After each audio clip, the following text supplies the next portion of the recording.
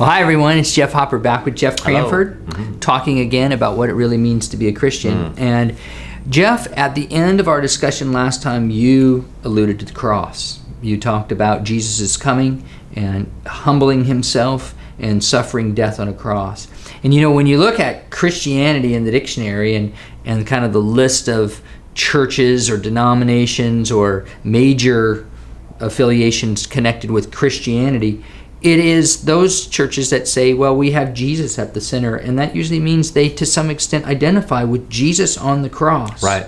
And yet we would certainly say, well, there are people who show up at those churches who aren't, like we've been talking about, followers of Jesus. How do we sort that out? Well, the cross is the beginning place. There's no question about it. And that's the seminal moment in human history, is the cross. But it doesn't stop there. I mean, probably one of the passages, Jeff, that's I would say the scary passage in the Bible is Matthew chapter 7, where Jesus said, on that day, many will come to me and say, Lord, Lord.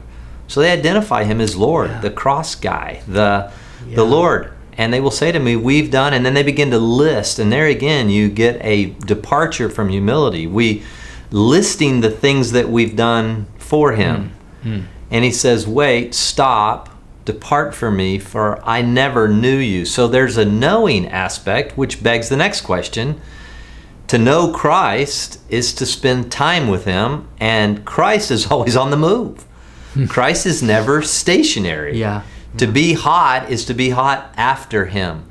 So that, again, it leads us back to this idea of followership. So remember what Jesus said, you must pick up your cross and follow me. So the cross is always central. It never loses its centrality.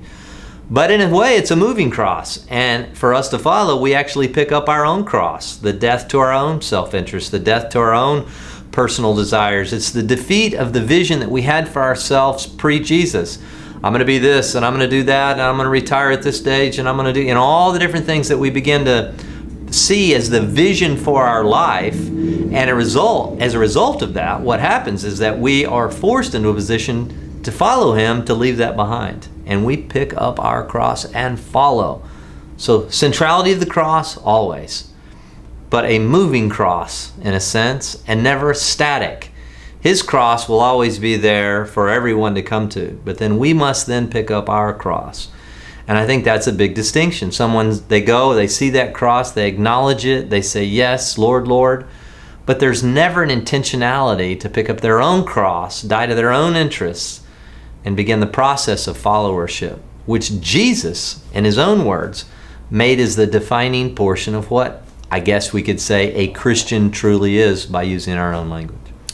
You've mentioned that word intentionality a couple of times now, and I know you want to get back to it, so let's plan to do that next time. Perfect.